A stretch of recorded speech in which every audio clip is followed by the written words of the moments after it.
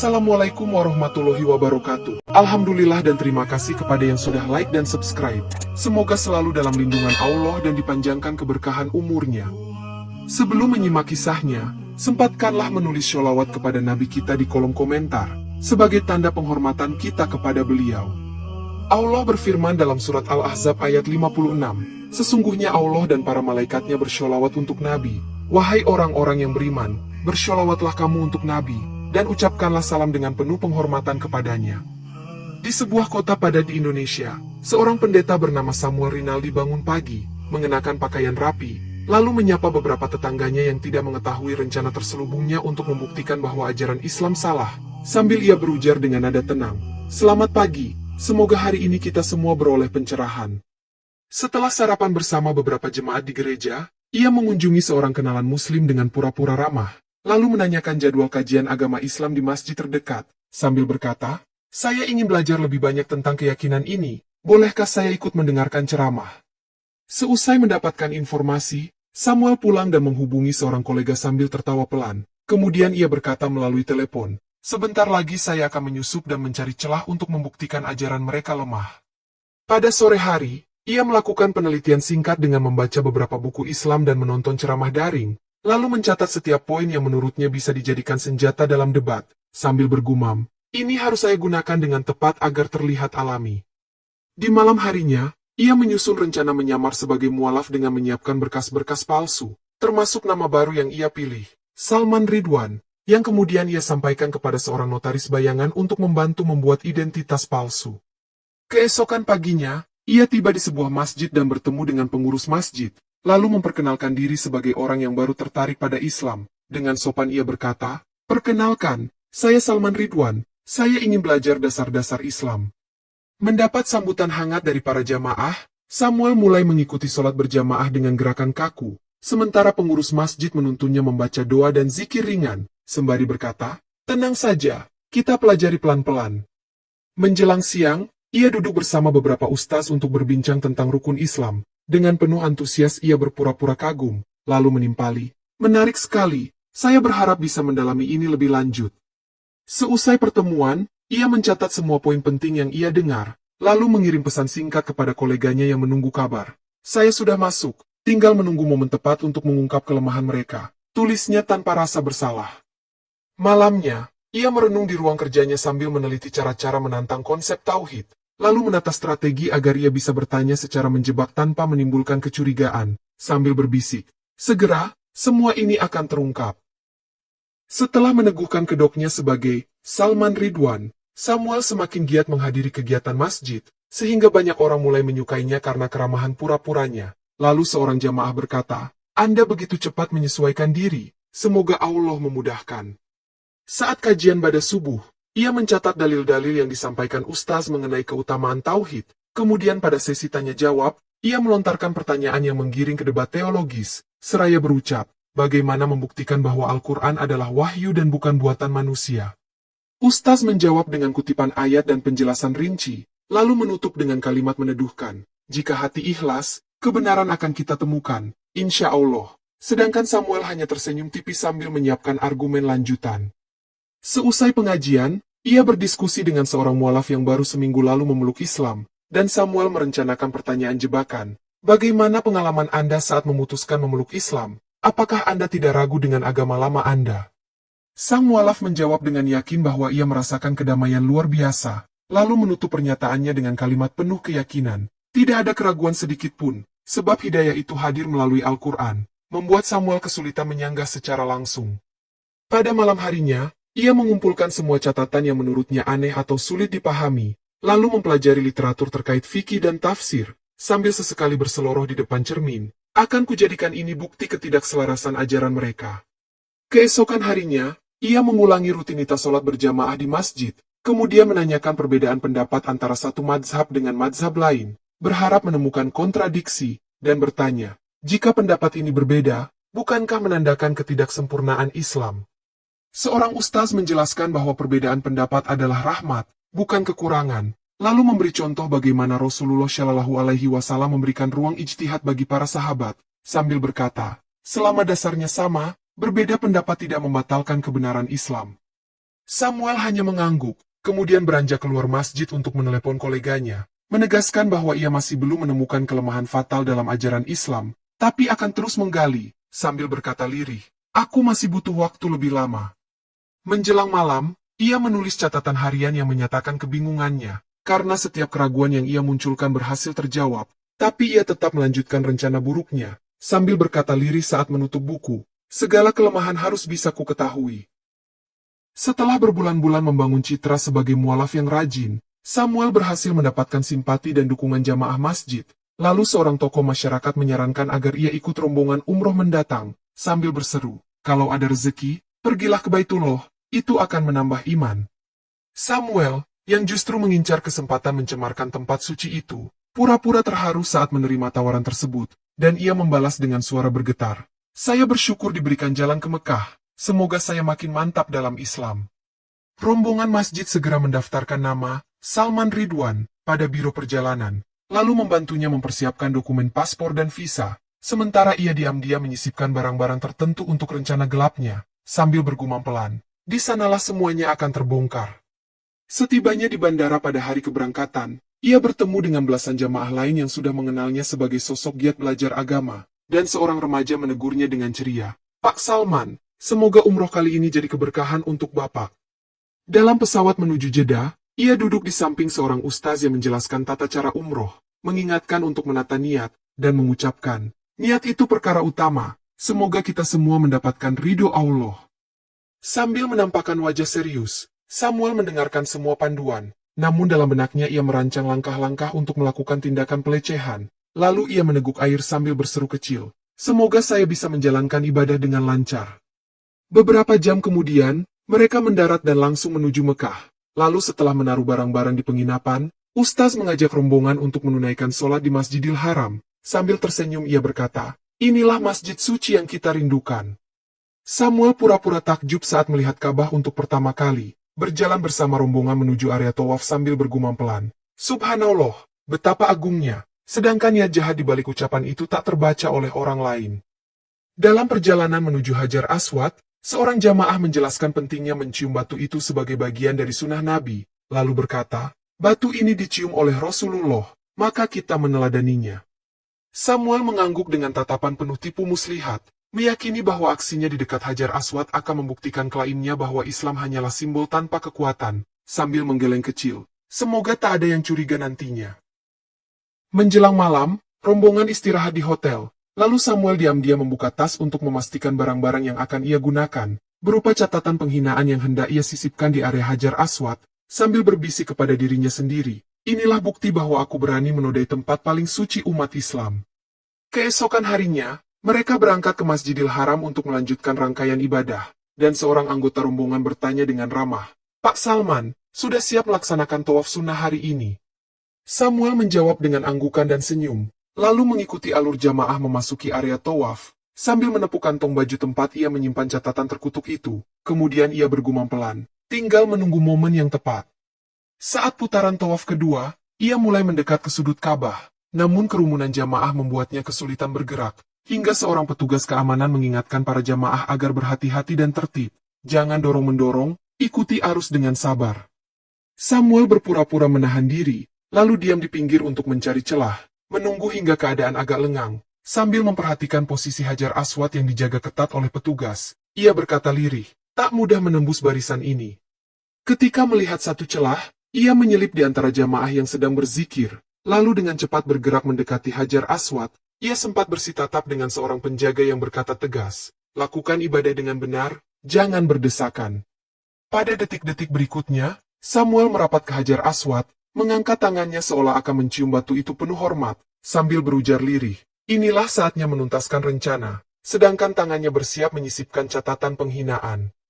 Namun, sebelum sempat tangannya melesak ke tempat yang ia tuju, ada jamaah lain yang mendorong bahunya karena sama-sama ingin mendekat, sehingga ia hampir terjatuh, sambil terdengar teriakan beberapa orang, "Awas, jangan dorong." Dalam kekacauan itu, ia akhirnya berhasil mendekatkan wajahnya ke Hajar Aswad, lalu berusaha meludahi secara diam-diam sembari menekan catatan ke bagian sela-sela penutup Ka'bah, sambil bergumam dingin, "Lihatlah, agama kalian tak berdaya." Seketika, Ia merasakan sensasi panas yang tak tertahankan merambat dari batu hitam itu ke wajahnya, membuatnya tersentak mundur. Lalu jamaah di sekelilingnya menoleh karena terkejut melihat ekspresi kesakitan yang mencekam di wajah Samuel, meski tak tahu apa yang sebenarnya terjadi. Dalam kondisi setengah limbung, Samuel terdorong ke belakang oleh arus jamaah yang berusaha mencium Hajar Aswad dengan tertib. Lalu seorang petugas keamanan berteriak, "Kamu baik-baik saja, jangan memaksakan diri." Ia tak mampu menjawab karena rasa panas yang menjalar dari wajahnya seolah membuat seluruh tubuhnya menggigil, sementara beberapa jamaah menatapnya dengan heran, dan seorang ibu parubaya mendesah, "Astagfirullah, kenapa dia seperti itu?"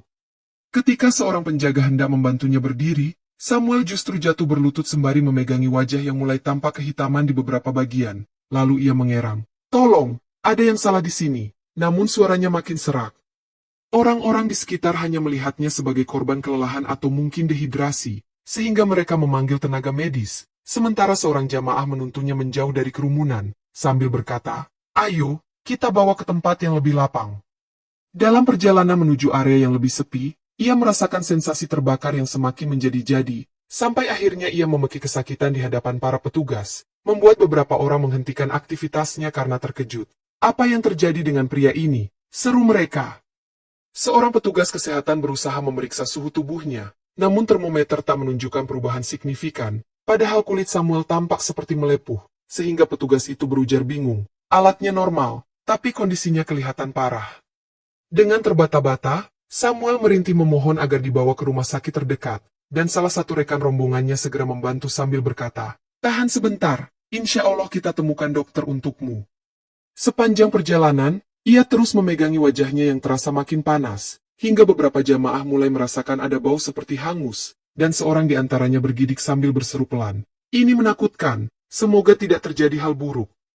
Begitu tiba di unit gawat darurat, dokter dan perawat pun heran karena luka bakarnya terlihat seperti luka yang disebabkan paparan api langsung, namun Samuel hanya mengerang dan tidak mampu menjelaskan detail, sambil menutup matanya rapat-rapat.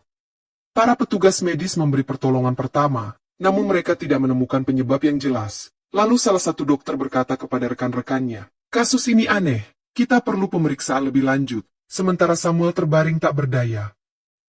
Di ruangan observasi, seorang dokter berupaya menenangkan Samuel yang terus menggigil, sambil menyuntikkan obat pengurang rasa sakit. Kemudian dokter itu berkomentar, "Kami akan melakukan tes laboratorium, semoga segera ada kejelasan." Beberapa perawat mencoba membersihkan area luka di wajahnya, tetapi mendapati kulitnya mengelupas dan menghitam dengan cepat, sehingga salah seorang perawat berkata, "Ini seperti luka bakar stadium tinggi, padahal kita tak menemukan sumber panas ekstrim." Samuel terpekur di ranjang, meski masih tak bisa bergerak leluasa karena setiap sentuhan menimbulkan rasa nyeri yang tak terungkap. Lalu seorang petugas dari rombongan umroh datang untuk menjenguk, seraya berucap, "Kami semua mendoakanmu agar segera pulih." Dalam suasana cemas, seorang jamaah lain yang melihat kondisi Samuel teringat bahwa ia sempat terjatuh di sekitar Hajar Aswad, lalu bertanya pelan kepada perawat, apakah ini akibat dorongan jamaah hingga ia terbentur atau terinjak?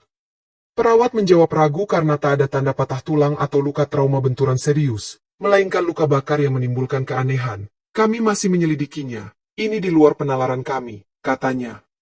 Walau belum ada diagnosis pasti, dokter menyimpulkan bahwa keadaan Samuel memburuk, sehingga mereka memutuskan memindahkannya ke ruang isolasi untuk mencegah infeksi, sambil memberikan perintah tegas, pastikan protokol steril dilakukan.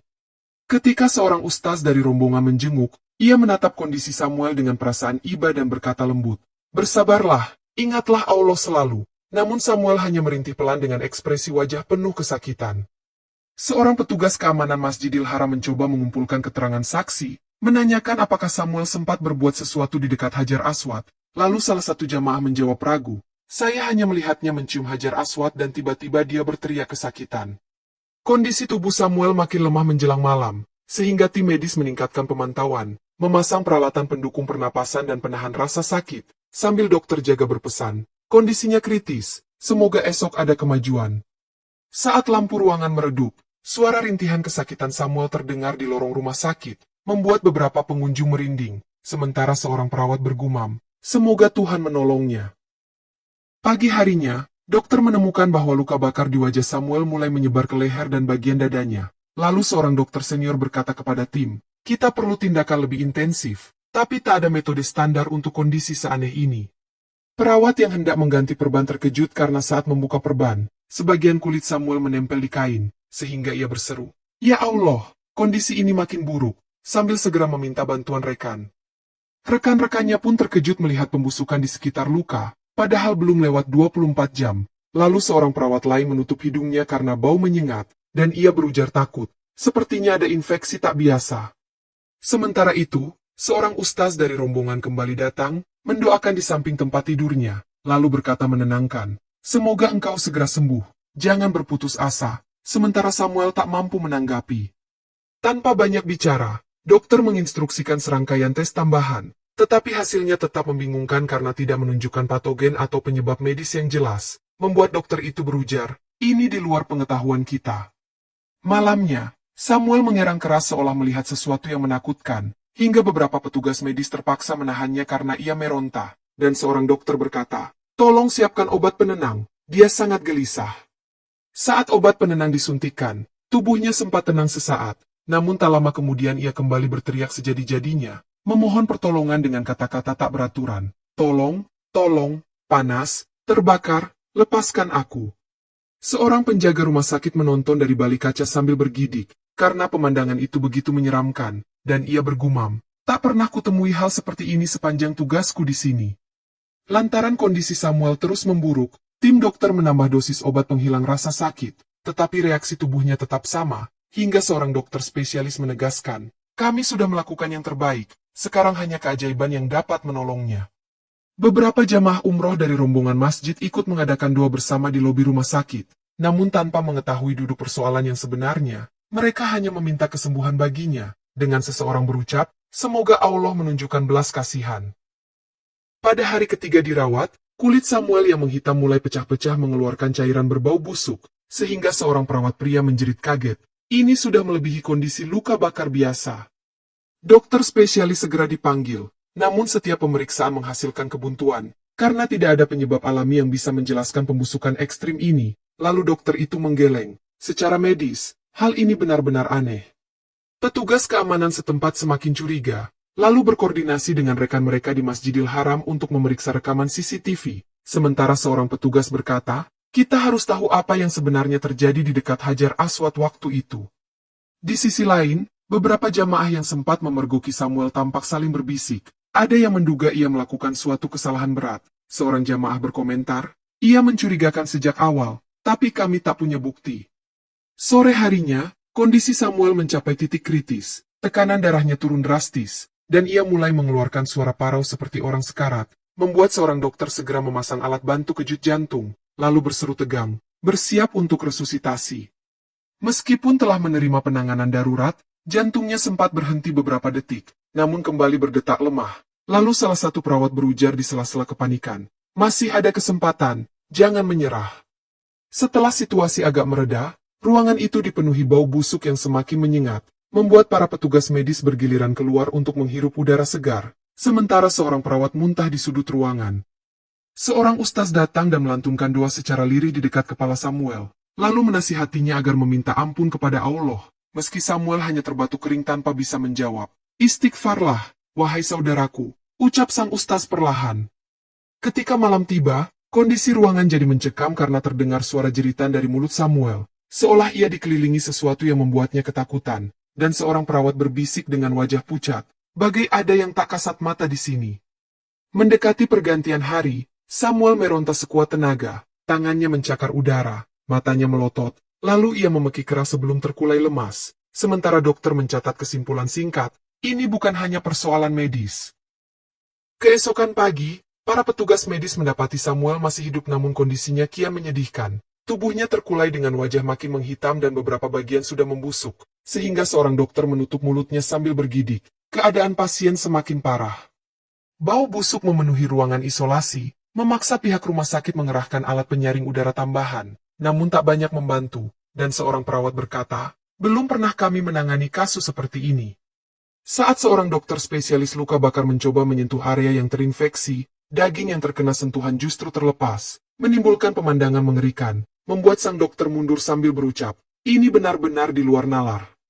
Seorang petugas keamanan datang dengan hasil penelusuran singkat, memberitahu tim medis bahwa rekaman CCTV memperlihatkan gerakan mencurigakan Samuel di dekat Hajar Aswad, lalu berkata serius, ada indikasi ia melakukan penistaan. Mendengar laporan itu, ustaz yang kebetulan berada di lokasi saling pandang dengan petugas medis, lalu ustaz tersebut berkata, kalau benar begitu, semoga ia diberi kesempatan bertaubat, sedangkan tim medis tak tahu harus berbuat apa. Selama perawatan, Samuel mengalami kejang-kejang hebat hingga terpaksa diikat dengan tali khusus di ranjang, dan setiap kali tersadar ia meracau, mengucapkan kata-kata tak jelas seperti, panas, tolong, lepaskan. Orang-orang yang menjaga di luar ruangan mendengar jeritannya, sehingga suasana menjadi semakin menegangkan, lalu seorang jamaah berdoa dengan suara yang bergetar, Ya Allah, lindungi kami semua dari mara bahaya. Menjelang siang, tubuhnya tampak menggigil hebat, suhu tubuh tiba-tiba melonjak hingga melebihi batas normal, dan mesin penunjuk vital merekam kondisi hampir sekarat. Sementara dokter menyiapkan perawatan darurat lagi, kita lakukan yang terbaik, katanya. Meskipun diberi tambahan cairan infus dan obat penghilang rasa sakit, keadaannya tidak membaik, seolah setiap usaha medis menemui jalan buntu, dan perawat yang menempelkan stetoskop di dadanya berujar lirih, detak jantungnya makin lemah. Beberapa saat kemudian, jeritan terakhir menggema di ruangan ketika Samuel terkulai, matanya melotot penuh ketakutan, dan tubuhnya mengejang sebelum tak bergerak sama sekali. Membuat dokter menatap monitor yang menunjukkan garis lurus. Wafat, ucapnya pendek. Beberapa jam sebelum nyawanya benar-benar berakhir, Samuel sempat menulis sepucuk surat di atas kertas rumah sakit dengan tangan gemetar, menorehkan kalimat berisi penghinaan agama dan rencana liciknya, sambil meneteskan keringat bercampur darah di atas kertas itu. Perawat yang bertugas menemukan surat tersebut di meja samping ranjang ketika ia mengecek infus, lalu memanggil ustaz dari rombongan. Pak Ustaz, sepertinya ada pesan yang ditulisnya, tolong dibaca. Ustaz mengambil surat itu dan membacanya dengan suara bergetar di hadapan beberapa saksi, lalu terungkaplah bahwa identitas Salman Ridwan adalah palsu, dan ia sebenarnya adalah pendeta Samuel Rinaldi yang merencanakan penistaan terhadap Hajar Aswad. Astagfirullah, ucap Ustaz. Dalam suratnya, Samuel mengaku sengaja menyusup, memeluk Islam secara pura-pura, dan merencanakan pelecehan di tempat suci agar bisa menyudutkan agama ini. Sehingga ia menulis kalimat arogan, aku buktikan bahwa tak ada kekuatan yang dapat menghalangiku. Para jamaah yang mendengar isi pengakuan itu saling berpandangan, sementara salah seorang tokoh masyarakat bergumam lirih, inilah dosa besar yang akhirnya terungkap, Allah Maha mengetahui segalanya. Petugas rumah sakit dan keamanan kemudian memeriksa catatan asli identitas Samuel, memastikan kebenaran pengakuannya, dan mereka mengangguk serius. Fakta ini sesuai dengan penemuan rekaman CCTV. Kata seorang petugas. Surat itu juga menjelaskan secara terperinci bagaimana ia menyiapkan dokumen palsu, berlatih gerakan sholat, serta merancang momen penistaan, sehingga seorang ustaz hanya bisa menahan napas sambil berbisik, Allah punya cara membalas. Seluruh rombongan umroh tercengang mengetahui bahwa selama ini mereka tertipu oleh sikap manis Samuel, dan seorang jamaah perempuan tak kuasa menitikan air mata. Kami benar-benar tak menyangka, katanya pelan. Pada akhirnya, jenazah Samuel tak diakui sebagai muslim, membuat pihak biro perjalanan dan otoritas setempat berkoordinasi untuk memulangkannya, sedangkan ustaz menyampaikan pesan singkat, semoga ini menjadi pelajaran bagi semua. Kabar tentang azab yang menimpa seorang penista Hajar Aswad segera tersebar luas, menjadi bukti bahwa tempat suci tak bisa direndahkan seenaknya, dan seorang tokoh ulama menyimpulkan di hadapan jamaah, kisah ini mengingatkan kita bahwa kehormatan agama harus dijaga, dan siapa yang melecehkannya akan menuai balasan.